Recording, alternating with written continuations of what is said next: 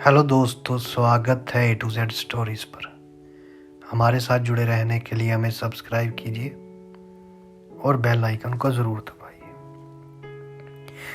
ज़िंदगी में कभी भी अपने आप को ऐसे मत देखना कि मैं नकारा हूं, क्योंकि इस दुनिया में जो भी आया है वो नकारा नहीं है।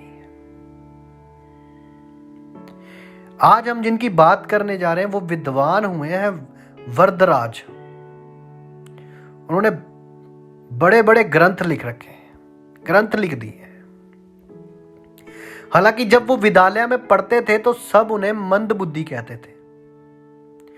उसके गुरुजन भी उन्हें मंद बुद्धि कहते थे और उनसे नाराज रहते थे, क्योंकि वह पढ़ने में बहुत ही कमजोर था और उनकी बुद्धि का जो स्तर था वो औसत से भी कम था।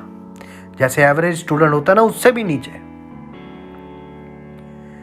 क्लास में उनका प्रदर्शन हमेशा ही खराब रहता था और बच्चे उनका मजाक उड़ाने से कभी नहीं चूकते थे।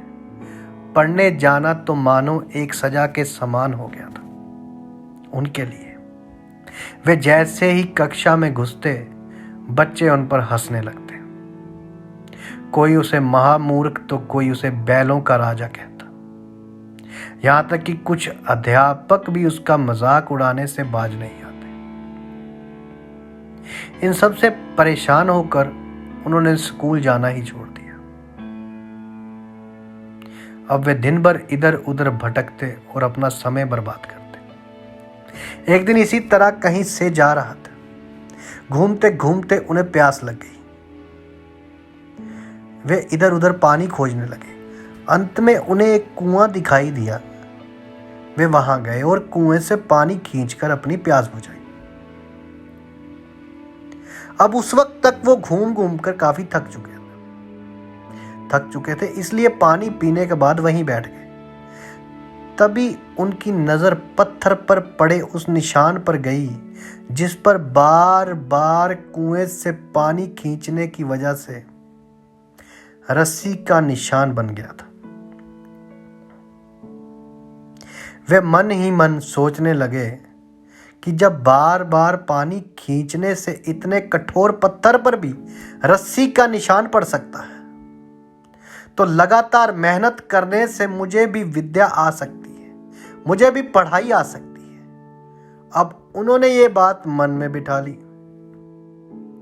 और उन्हें फिर से विद्यालय जाना शुरू कर दिया, स्कूल जाना शुरू कर दिया। कुछ दिन तक लोग उसी तरह उसका मजाक उड़ाते रहे, पर धीरे धीरे उनकी लगन देखकर अध्यापकों ने भी उन्हें सहयोग करना शुरू कर दिया।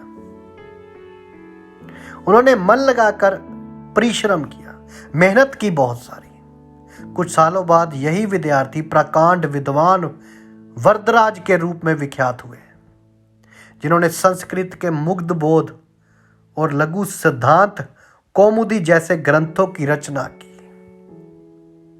इसीलिए कहते हैं कि अपने आप को कभी नकारा नहीं समझना चाहिए, क्योंकि परमात्मा ने जिस कारण से आपको यहां भेजा है वो आप करोगे ही करोगे।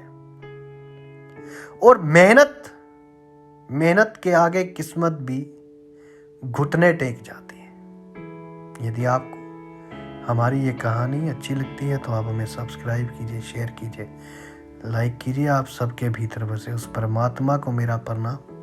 आप सबका धन्यवाद।